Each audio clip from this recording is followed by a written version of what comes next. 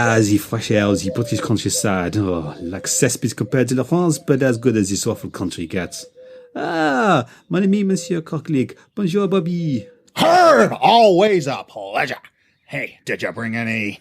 Oh, les blanc powder. Ah, yes, no, Bobby. It was seized at customs. I had to bribe so many of these shits. Ah, I actually meant some of your female interns. It has been days since Bobby got to choke a bitch, you know? Like it's so hard there, Bobby. Ah, you're telling me, Herb? Seems like the press has finally caught on to, tiny amount of decades of systemic bullying and abuse that I've been up to. Oh, zut the law, Bobby. I feel they are always suspecting that I've been up to this. As you say, I don't know, maybe covering up the serial rapist to let him get away without any legal consequences. It is mad.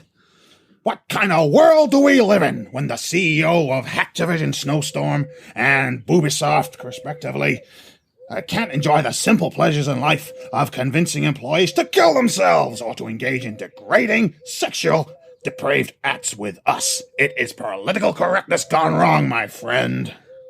Sit back, Bobby. It is a good thing we have this lovely country club where we can, how you say, take all the drugs and use all the hookahs, Yeah, man, it's a real peach out here. The British people don't give a shit. Look, Dante, I tell you, this lake is where all the kangaroos meet up with all the lady kangaroos, and they get busy. Look, Rudy, for a start, there are no kangaroos in this country. I don't care how far south we go. How you say? Secondly, they wouldn't come to this shithole. I mean, look, there's nothing but stupid flags in the ground and this rock mountain pool with all this very smelly water. Why'd you even leave your camera and equipment out here anyway? You're not going to get anything useful, let alone f***ing kangaroos. Wait. Is this a golf course or is that a swimming pool you're in? No. Quick, Bobby, hide. There are two British morons coming towards us. Oh, thanks, Herb. These bushes should give you enough cover. Hey, Herb, what are you doing? Herb, where are your pants? Where are your pants, hold Herb? still, Bobby. This will only hurt for a moment. Herb, what are you doing? I only like you like a friend, Herb. Wait, why is there a camera down here? Last I'm sorry, Bobby. I cannot help it. Listen, see, what did I tell you? Can you hear that? The unmistakable sound of kangaroos getting it on. Rudy, don't talk bollocks. Like I said, there are no kangaroos near Portsmouth. Hang on, I can hear something. My camera is just over here in these bushes, so I'll let you know for sure in any minute. Oh my God, Rudy, what is that? Rudy, those are not kangaroos. Oh my God, that is so gross, but I can't stop looking at it. Snap out of it, man! Grab your camera and run! Oh man, I wish I could unsee that. Oh.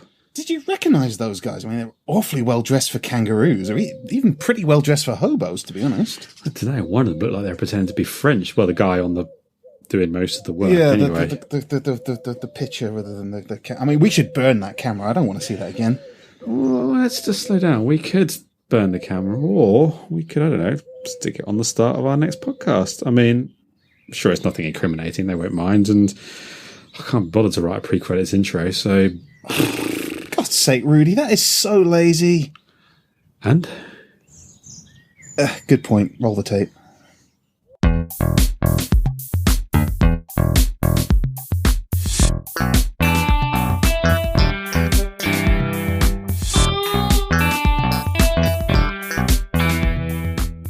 And hello, Jambaggers. Welcome to another edition of the Jambags Comedy Gaming Podcast with me, Mr. Dante Rodriguez, and my esteemed colleague...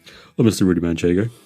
Hello, Rudy. How are you this month? Yeah, doing, surviving. You know, it's a scary time out there for those, depending on when you listen to this.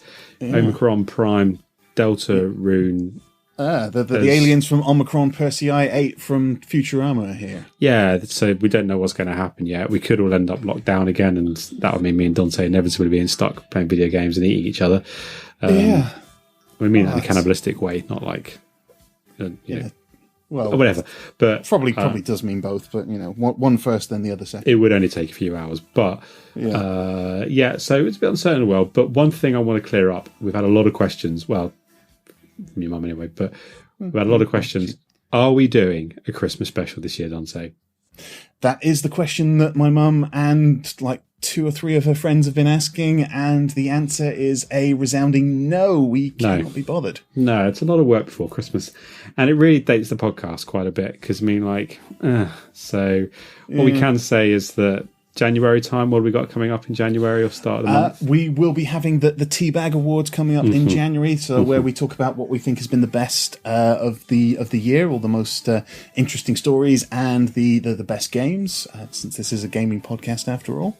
Yeah, we probably should remember that when we do our pre-credits. It's sketches, difficult to remember anything at the moment, being so irrelevant and 40 plus. I mean, has that happened to you yet? No, but I am staring down the barrels. We're talking days now rather than months or years, and then this podcast's over anyway. The tea bags will be might as well be an obituary really at that point. Might as well be like a signing off as a fond farewell. But no, we wouldn't disappoint our fans. Sorry, fan. Or is it fans? We wouldn't destroy the very few people that listen to us by bugging out. We will continue to make OAP gaming content as we are. Oh, I bet they're so relieved. But they're like, oh, thank goodness. There's this one person going, oh, that's good. Oh, that's pretty good. No. Sorry, we're not doing an impression of any of our fans. Actual listeners. Sorry, I just have an image that there's a random listener. This is you, I don't know, but there's some listener in a small town in the US who listens to us quite regularly according to the analytics, and I just want to know who you are because I don't reckon. I just want to know who you are, but in my head, you're kind of like listening to us, but not really understanding why. That's what I want us to do. Please get in touch with us. YouTube might be the easiest one. I'm not going to name any actual places, but it's still town I'd say not in North America, but it's interesting. I'm just interested, guys. Just hit us up. Anyways, so no Christmas special. Okay. What's your main game at the moment, Rudy? What are you playing? Oh, main game. Well, I'm a long way into Resident Evil 4 VR, which is great, but I've also been struggling with gaming, and to be honest, I'm just doing a bit of comfort gaming by tackling The Witcher 3 Blood and Wine for the first time. I haven't played that expansion. I've kind of left it for a bit. So I'm just doing a bit of wandering around, and inevitably I'll get looking at the environment in Tucson in the Blood and Wine. It's just such a nice place to walk around. But I'm enjoying it. French accent before. I didn't know. It is a mystery. But what I would say is that it's comfort, and then it gets closer to Christmas. Inevitably, I'll probably get some games in my Santa's sack. Yes. And then I'll bounce off this again and go on to those ones, probably, I imagine. What about you? Sounds like a plan. Probably mostly the Control Special Edition, a bit of a retread on that one. Again, I really love that game. I don't mind paying for it again. Thank you, Remedy, for making that happen. But beside that, it's a really lovely game. And sort of trying to tailing things off on Forza Horizon 5, which has kept me busy for a little while. But that has cars in it. It does have cars in it, and time travel. I like the time travel aspect of it. I played it a little bit, and when I realised I spent most of my time going backwards in time, I realised I wasn't very good at the game, because I was just like, no. I'm fairly certain I was back so far. I went back to before I even started playing the game, and it actually was just me it was actually me pressing install button on the Xbox. So I don't know. No, I went back way too far and went back to the point of my conception, which was a little bit, kind of butterfly effect strangeness going on for me just there. I hope you didn't press play at that moment and just stop. I definitely hit the red button to return to the actual timeline. Wow. Okay, so that is quite. I mean, these guys put a lot of work into that rewind button. If you went back that far, works scarily well, like source code well. Wow. Okay. Well. We've got quite a jam-packed. How have we not done that before? I presume How is that the first time? No, we have. Surely, must have done that. Okay. We probably did it last month and we've forgotten. We're getting old. Probably. We are. We're turning 40. Sorry, Bo Burnham. Don't sue us for rights to that tune. Yeah. All right. So I think we should probably get on with our news before we do any more copyright infringements. Yeah. Let's hit from the Jambags.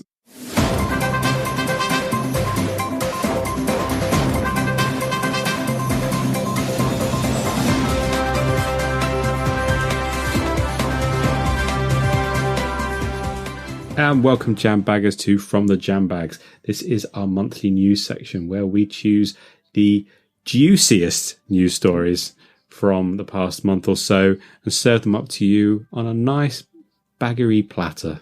Juicy bags from the Jambags for the Jambags listeners. Thank you. So another jam-packed Jambags from the Jambags, starting with. Okay. Yeah, sorry. Okay, all right. I'll wait till next month. But yeah, so we got our first story on one of the bigger game publishers out there. Mr. Manchego, hit me with your first thing, Jambags in the face. Well, they're not as possibly. They are probably one of the biggest publishers out there, but they don't seem to get as much attention as Activision Snowstorm or Ubisoft or anything like that. But they do a lot of big stuff. So we're talking big company here, the owners of Cockstar, who we've covered before on the podcast, Take-Two. Yes.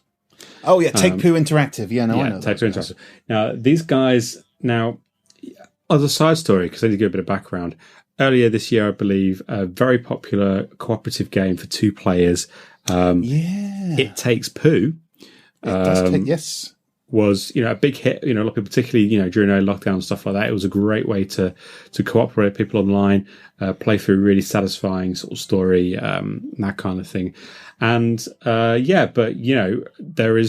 it's Take-Two have taken issue with it, and now the makers of It Takes Poo have had to give up their trademark for the game because it turns out that Take-Two consider it violates their IP. And there's 2 legal reasons that they give for this. One, it features the word take and poo, which are heavily trademarked, that we're pretty much breaching law just using the words take and poo. Yeah. I hope they don't listen to this podcast because pretty badly.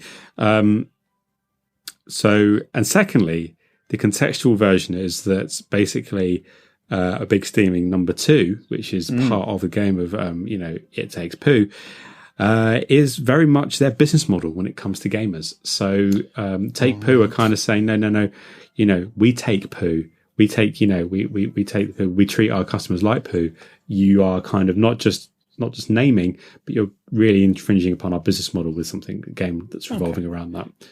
So, surely treating people like poo predates Take-Two Interactive. That should be kind of thrown out, or have they got legal standpoints to argue that, have they? You'd think is what I would say to that, and you would also think that the words poo and take also existed pre-Take-Two being formed, but it very much depends on how expensive your lawyers are. And these guys, the ones that they own Cockstar. They make a lot of money. So, they do. What are you going to do about it? I guess we'll have to see how that goes, how the lawyers do their lawyering, because that's what gaming's all about these days, litigation. Oh, man, I like nothing better than after a hard day at work, just sitting back and working out which major corporation is going to sue another one just for something completely ridiculous, and that me as the gamer will have a worse experience. It's what the hobby's about to me. It is. It absolutely is. Now, talking about litigation and also something that relates to Take-Two Interactive leads us nicely into our next one. Now, that's a segue for you. That is. Damn good. Moving on to Take-Two's other well-known property owned by developed by Cockstar Games, their long-running free-roaming crime franchise games, Grand Murder Drive. So Grand Murder Drive 3 was the first one that's part of the new trilogy, the one that's been re-released from the PS2 era. You've got Grand Murder Drive Hot in the City and Grand Murder Drive Gangster Slags. Wow, the Gangster Slags is many people's favourites, isn't it? I believe you said it was overrated. I believe the Gangster Slags, I'm going to say to one particular listener, James, was overrated. I think that, I think the first 2 in that trilogy are the superior game. Having to feed people, it's just overrated. Absolutely. Anyway. Now, I completely agree that Hot in the City is Hot in the City is where it's at. That's where the whole thing peaked there.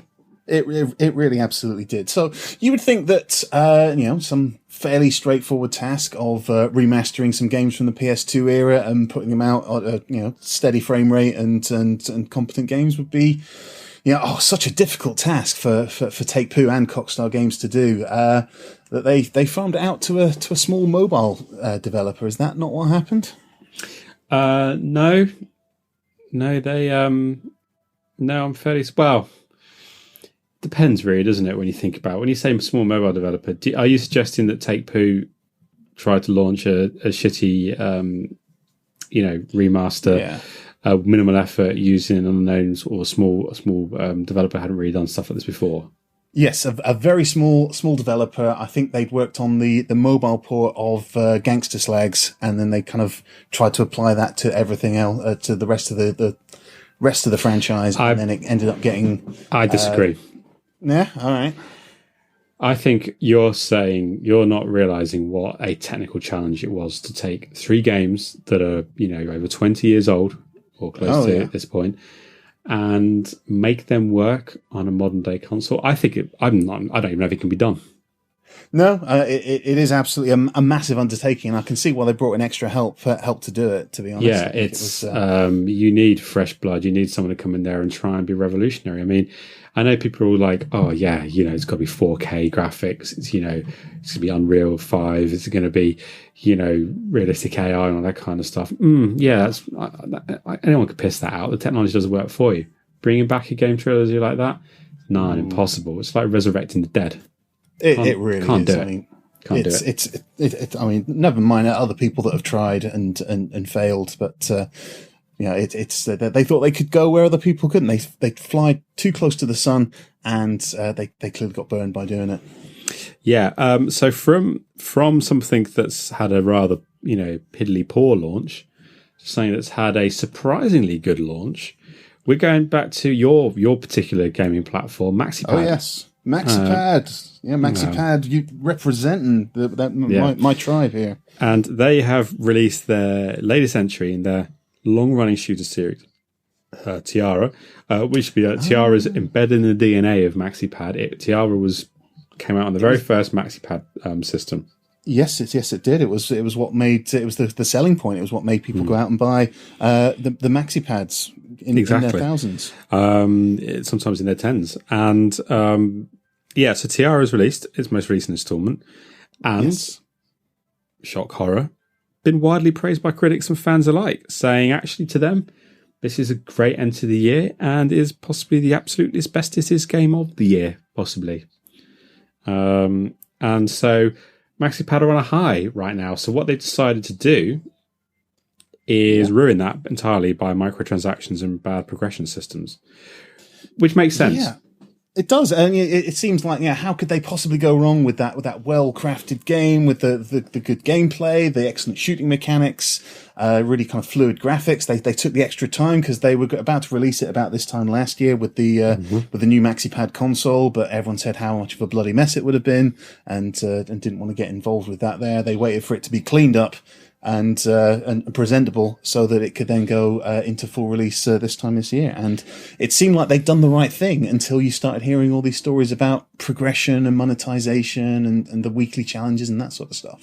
And I think that it's important because they've done everything right. They've taken the time to get this game good. They've got a game that people want to play, and what they really need now to do is kind of bug it up in some way. And fair play, MaxiPad, you've managed it, I think.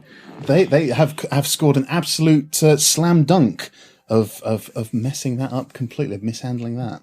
Well, fair play, MaxiPad. You can absolutely, snatch defeat from the jaws of victory. That's the way to put it. But let's end this on a on a light note. So one of our favourites. Dante, go talk about one of our favourite publisher heads. Yes, no, we love talking about Bobby Kotick on this channel. He's one of the fine figures that we like to keep track of, because it's so nice when people kind of get what's coming to them, to be honest. But it seems like he's intent on bringing some other people down with him. So Bobby Kotick has laid off the entire dev team for Shooty Shooty Bang Bang Killzone, the free-to-play battle royale version of the Shooty Shooty Bang Bang games that we often talk about. The whole dev team has been completely laid off, and we have a quote from Mr. Kotick about why he's done that. Oh man, lawyers are damn expensive. I need a shit ton of them after all the crap I've been up to over all these years. Wow. Wait, is this thing on? Okay, right. Okay, so, all right. That's not the nicest thing to end on. I thought it was going to be a kind of more fun story than that. But okay, never mind. Yeah, I mean, we both went round there because we know where he lives now. Is that place in Cornwall that we kind of gate crashed the other week? Yeah, and we suggested to Bobby because I don't know why he decided to talk to us. He just happened to be outside. That maybe he should use some of the mountains of money that he sleeps on at night and protects like a certain Smorg-like character. He took out that gold-plated shotgun, didn't he? Really? Yeah, no, he did, and he did shoot it at us several times. Luckily, he's a piss poor shot. He's terrible. I mean, he really hasn't played any of his games that involve good aim, has he? Not the slightest. He tried to wall run and fall over, but I got the sense he didn't want to talk about it with us. He didn't like that suggestion very much. So we're going to go ahead and wish the prosecutors the very best of luck in taking down Mr. Cocklick, someone who we would very much like to not try to murder us again. Yeah, that would be good, or any of his team or employees. That would be quite good, to be honest. Just, pump the brakes on the murder, maybe. I don't know. Yeah. Murder, abuse, all that sort of stuff. Yeah, or just running a company and existing. I don't know. Yes. Bobby, give it a rest. Just take a break from all that existence. But I think that's it now. Now, what we do have coming up is a few interviews and segments, so should we knock onto those, Dante? Yeah, all right. Let's go and talk to our guest.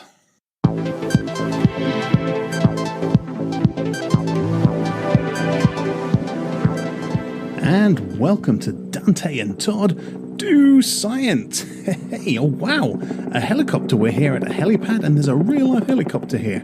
I've always wanted to go on one of these and now I get to fly one myself. Thanks, Todd. It's a pleasure to be here with you. Yeah, I know. It's so great we get to hang out and make these science videos for school kids since we both have exactly the same amount of community service to do. Right, Todd? It's a pleasure to be here with you. Yeah, you said that. I mean, okay. Anyway, so how does this work? I mean, does the spinny bladey things do a kind of lifty uppy thing? All of this just works.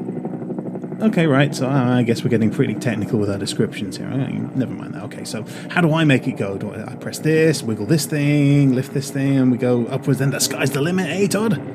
All of this just works. Okay, well, that's not really that helpful, really, is it, Todd? I mean, I feel like I should be given slightly better instructions. All of this just works. Right, okay.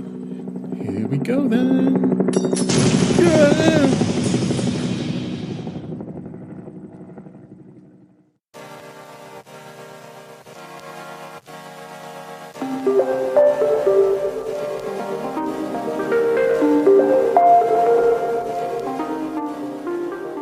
And welcome, Jambaggers, to our not really kind of that regular segment that we've done for a while, the Jammers, when we interview a person from the gaming community at large, whether that's a developer or someone who's very passionate about gaming, maybe one of the gamer. And this month we have a treat for you. We have a representative from Emulate Britain. Now, Emulate Britain are an aggressive political leaning party that have been disrupting British society for months now, with their flagrant attempt to block traffic. I mean, you hear about them on the news, kind of people saying that people got jobs to go to, yada yada. They're out to break the law, demand change across the socio-political landscape, and we're about to have a daring interview with one of their top operatives. We talked to the continually hungry vegan Richmond Willybiter about the movement he has led into infamy across the British political spectrum scrotum. So Richmond, thank you very much for catching up with us on such a busy period for your involvement. I know you're in the middle of all sorts of operations and schemes at the moment. I don't want to get in the way of those. I've caught up with you here at the side of the M25 motorway by the South Move Services to talk about how you want to change the world. Now, what are your organisation's demands? Well, Dante, it is simple, really. This world is heading for a catastrophe. Our consumerist society is in constant need of the newest and shiniest thing. They want growth. They want new products every single day. They don't care about anything old. This constant consumerism and rampant desire to purchase the latest thing is destroying everything we hold dear.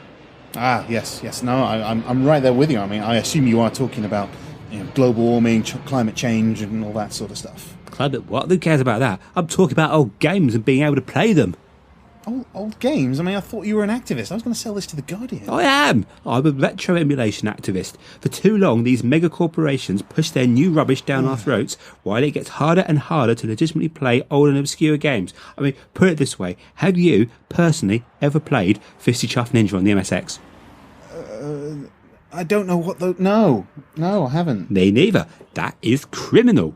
I mean, probably. This is part of our shared heritage. Well, if you lived in Japan, for instance, it would be anyway, probably not over here as much. But I mean, it's 50 Chuff Ninja on MXX. But what happens to the legacy of this game? I mean, can you not just get a second-hand copy off eBay or something? Well, I mean, I could try, but I don't make anywhere near enough money working down a bingo hall down the road to pay for that. We need a way, and I mean that we need a way we can play games. Gaming heritage must be preserved for all ages, especially me. Oh, okay. I mean, sure. I mean, we here at Jambags, we agree on the aim to preserve older games, especially in a digital age where people don't seem to care about their rights and access to games. I mean, so what is it that Emulate Britain hopes to achieve here? Firstly, we demand the legal right to legally download, distribute and play emulated ROMs without fear of reprisal from evil corporate institutions. I mean, that is a lot, but it seems reasonable. I mean, I guess that we also demand that Nintendo removes its terrible emulation from the N64 Switch Online because it is an embarrassment. Okay, I mean, I guess that is... Not only that, but we want Sony to release a really good PlayStation Classic console with way more games, those little analog sticks that click, click, click, and Destruction W2, because that game is awesome. The cars go like smash, bang. Does anybody really want that, aside from you? We also want Nintendo to make Mother 4. That seems pretty unlikely, to be honest. If our demands are not met for a better world, we will be forced to take further disruptive action. Okay, okay. Let's talk about that then. Because so your movement is pretty dedicated and has been throwing themselves across motorways and main access routes to seriously disrupt travel. Oh, no, that's not us. No. Well, I mean, what? That's that's that Insulate Britain. Those climate change people. No, they're the protesters. We have far more direct methods to action our agenda. Really? Like what? Well, we dislike any videos that Nintendo put on YouTube that doesn't feature Mother 4. Okay, so that's every video that Nintendo put out then? Yes, every video. We dislike them all. It takes a long time. They put out quite a lot of videos. We also put messages on Reddit posts about emulation and games that we like. Okay. I mean, anything else that other people might have heard of?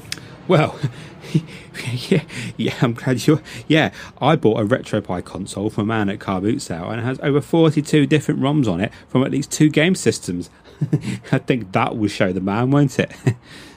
Okay, that sounds really pathetic. I mean, the Insulate Britain people, they brought that half of London to a standstill. They're on front page news. I mean, that seems quite dangerous and actually quite annoying if you think about it. I mean, what if you had to get to somewhere on time? No. Or they could get hit by a car. No, you see, or arrested. What would their mums say? Be honest. It just seems dangerous to me. So no, we won't be doing that. Okay, well, fine. But then what the heck are we doing meeting at the side of this busy motorway? My latest campaign for Emulate Britain. I mean, our latest campaign. Behold. Yeah. All right. Okay. No, I'm getting interested again. Tell me more about this. Well, that is, I'm going to put up this poster for Sonic the Hedgehog with the message "Emulate Britain now." Okay. No, those big poster campaigns good. So where is that poster? It's here. That's not a poster. That's a postcard. Oh my! No one's going to see that. Well, posters are flipping expensive besides. If it's too big, I might get in trouble. And, oh no, it's blown away. Oh, come back. That cost me £2.50. I'm just going to... Ooh, okay. All right, well, okay. The Emulate Britain might end up in the news now because of this, but I think that's the only thing that was ever going to happen. I'm just going to go call an ambulance and I'll say thank you and go. Bye.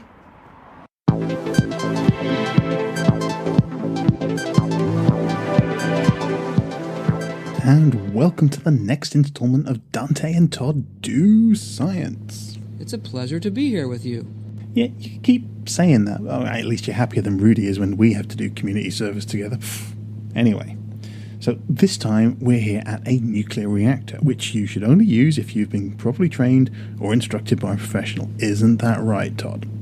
All of this just works. Okay, well, I mean, after that whole helicopter thing, Todd, I mean, we need to be a bit more careful on this one, don't you think? You are pissing me off. Whoa, Todd, buddy, I mean, keep it clean for the kiddos, right, amigo? All of this just works. All right, Todd. Okay, maybe just don't press every single button that you can see right there. No, that one. 1 minute to auto-destruct. It was Todd. It was all Todd. Todd did it. It wasn't me.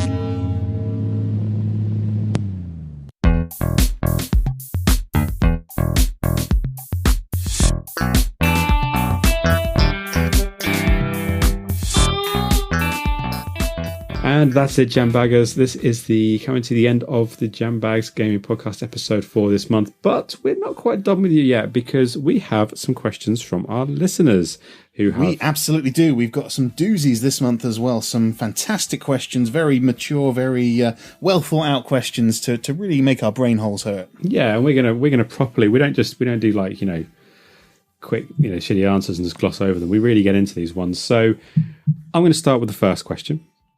Okay, let's go for it. It's from Enzo. Hey, Enzo. And he wants to know, what is the best game adaptation of a film? So it's not what's the best,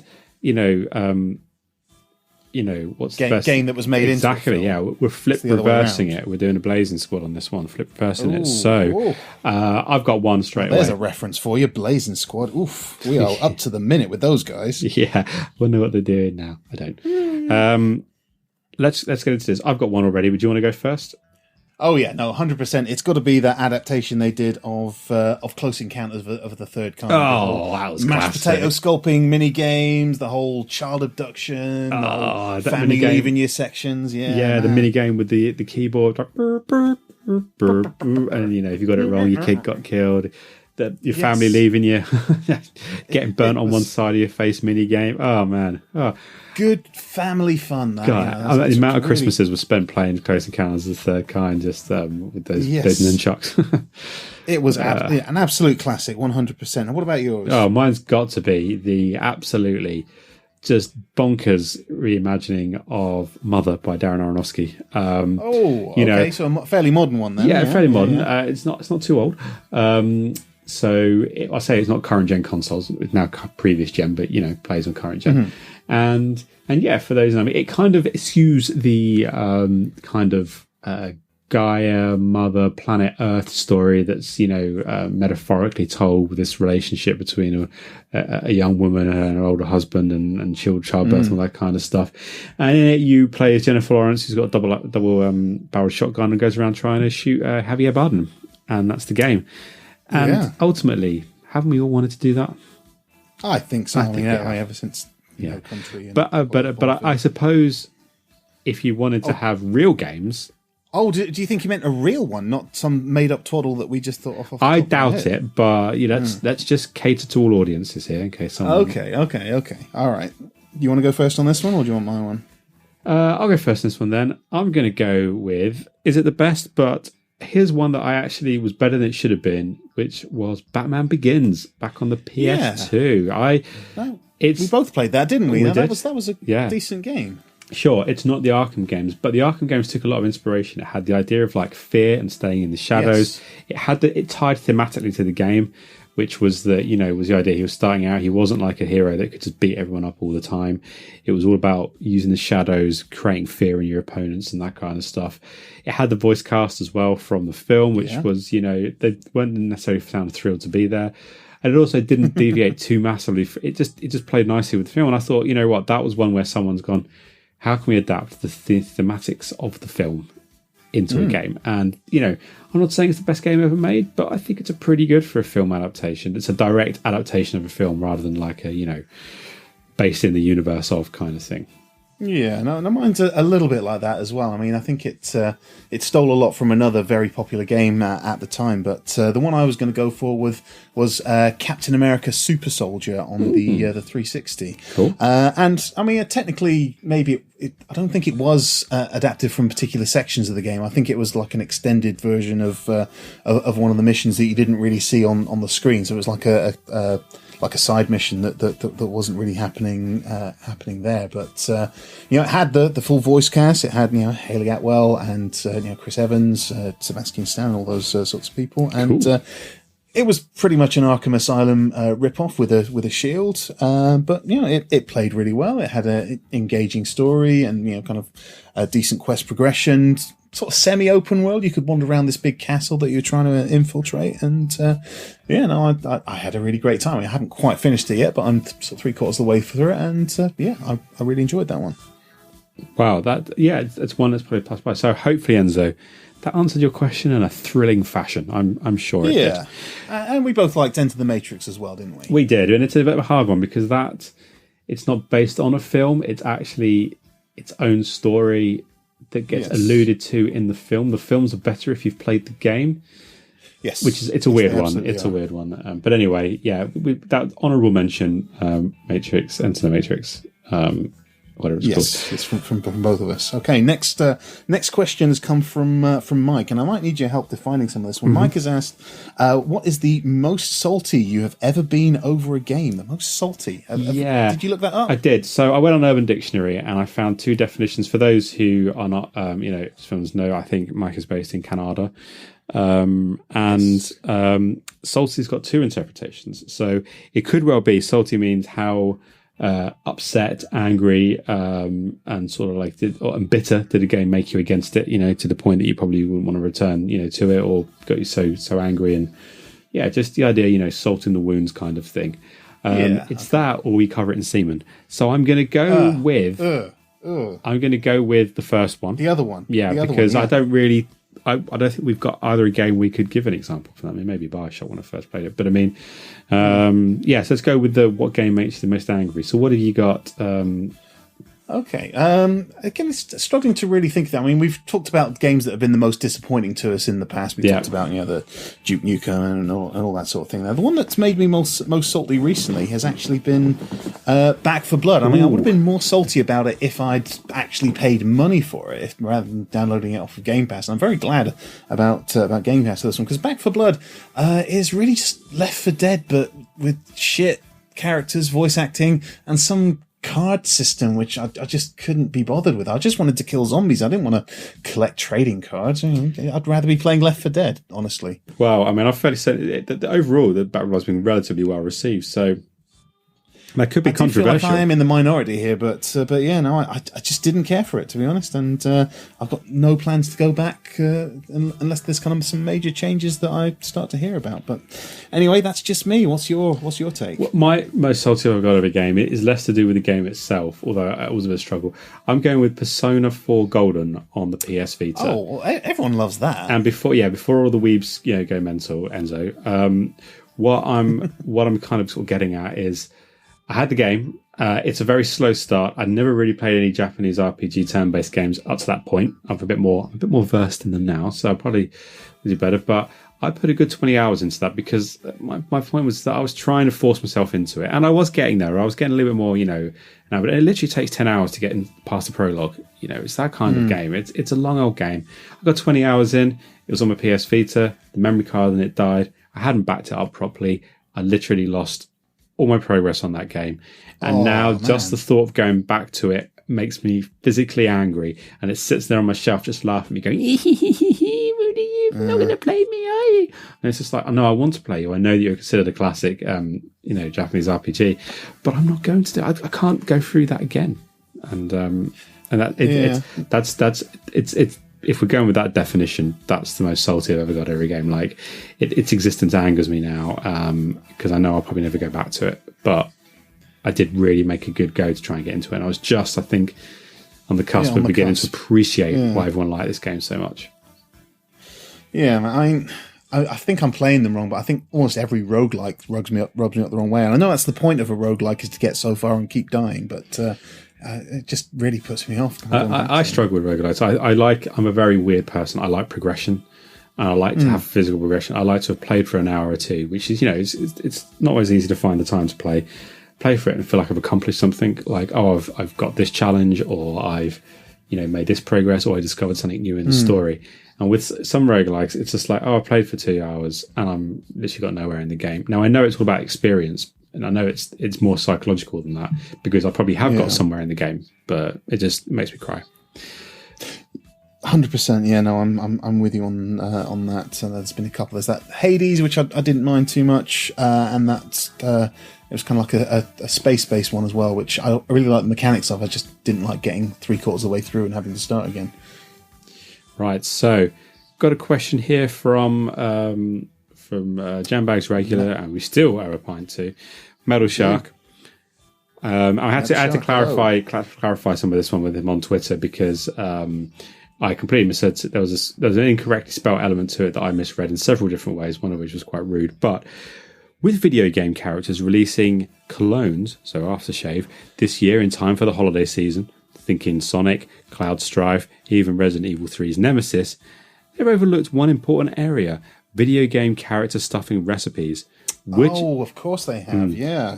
How could we not think about that? Which video games character stuffing should your co-host serve?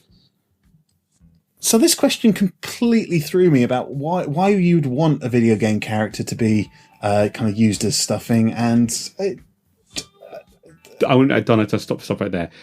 This is the question I've been waiting all these years to get.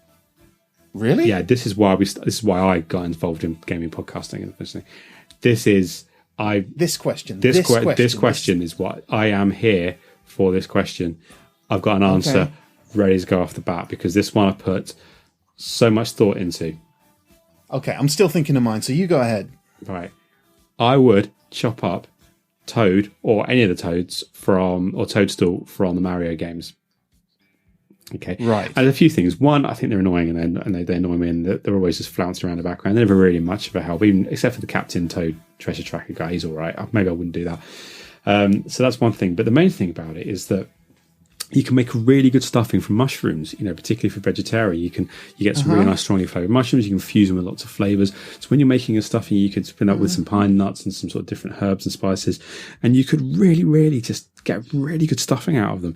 And I don't think there's any other video game character that, both, in terms of its fragrance and its texture and its taste would make as good as stuffing. And so therefore, if Toad from the Mario series turned up on my doorstep before Christmas Eve, he's getting chopped up and putting some stuff in. And I think it's important we're tackling this topic because not enough game media do. Who hurt you as a child?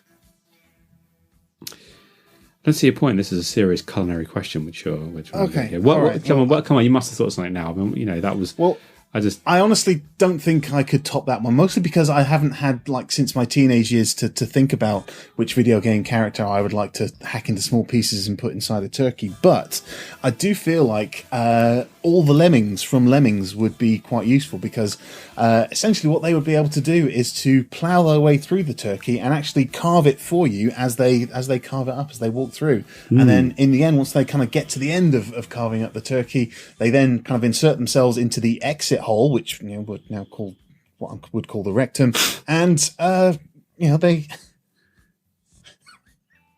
and they would then sumptuously flavour the rest of that turkey before exploding and actually cooking it, perhaps. Well, here's an idea, right? If we did a video game mashup, I'm thinking this is like a Smash Brothers, melee kind of thing. Yeah. What if some of the lemmings were carrying the Toads from Mario? So you had that meaty flavour of a lemming because they're real animals. And then you also had that nice mushroom flavour, and they would be one of the actions they have to do is carry them and stuff them in the anus of the turkey or the chicken, Right. And then when it explodes, it cook them all, and you get the best of both worlds. You get a nice meaty flavour of some healthy animals that have been needlessly sacrificed within another animal that's been needlessly sacrificed, but also that really nice texture and just that kind of moistness you get from a Toad character exploding. Okay, Christmas dinner at your house is going to be really weird. I would be, if some lemmings walk in carrying Mario characters and stuff a turkey up and say, yes, I think you're probably right, actually, don't say it would be quite a weird Christmas. This last question, I'm going to let you ask it because we haven't done about putting it in, but and the reason is that we are a very mature podcast. We are, we're inclusive. We don't want to off-put people. We feel that we use satire here and stuff like that. This is very, we're very sort of clever, very thoughtful podcast. Exactly. We don't include things like kind of rape in the bushes or kind of if we do it, using other people as meat puppets. That's satire. See, Don. So that's satire, very cleverly done. It's very cleverly done. See, I don't think you. But this question is just it's from long-time friend and Dazzlator from Anybody Gaming, editor-in-chief. Okay. I'm going to let you ask this one because I just don't know. Okay. I just don't know. I'm not. So, who would you rather get a blowing from, Kirby or the turd monster from Bonkers? I think you mean Conkers. Oh, Conkers. That thing. But that is how we've written it. Okay. So I'm just going to put it right now because I copied and pasted that directly. I don't think... And this one... Kirby! Definitely Kirby. Right. Not having a turd monster touch my wang. Okay, well, that wraps it up for this month's Jambags Comedy Gaming Podcast. Because I don't want to go further down that route. No, I don't think we can top that, can we? So, where can people talk to us on les socials?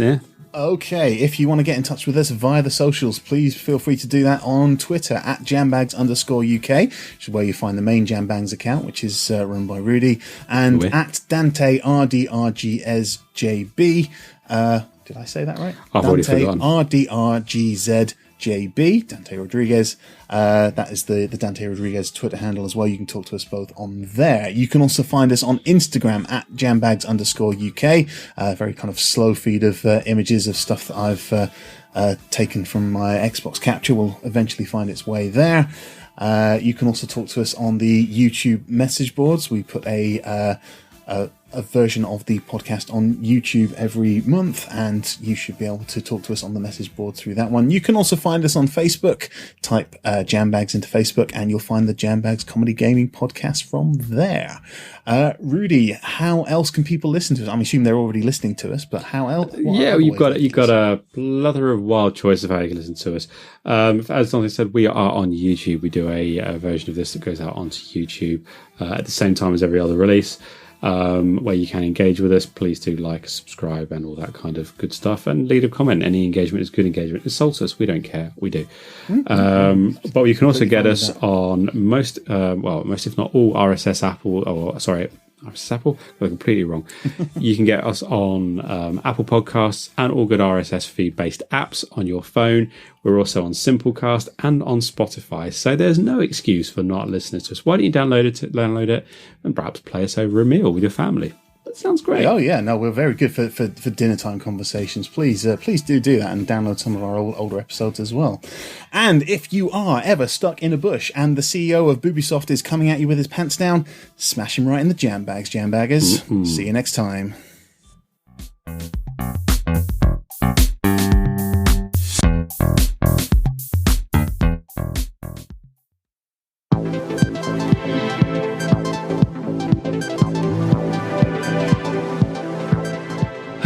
Okay, Todd. Let me see if I've got this all totaled up. It's a pleasure to be here with you. Yeah, and you keep saying that. And honestly, Todd, I'm not really feeling it. I mean, since you've had me crashed in a helicopter and you've wiped me out by a nuclear explosion. So thanks for that. You are pissing me off. I'm pissing you off? Oh, that's pretty rich, Todd. Pretty rich. Okay, let's stick to an area where hopefully we can't get hurt in. So let's say game design. What? Yeah, so Todd, I mean, I was thinking it must have been pretty easy to get that whole Fallout 76 game out without causing too much damage to yourself and the company name, right? All of this just works. Yeah, I remember when you said that. It must be even easier now that you're basically owned by Microsoft and Phil Spencer. When? I didn't know that. How can this be? Yeah, you're like one of his jackets now, aren't you? You're not even you anymore, are you, Todd? Not since Xbox bought you, hollowed you out, and are now using you like a little puppet. Hi, I'm Phil Spencer. Hey, Phil. Please buy Xbox Game Pass. Nice jacket.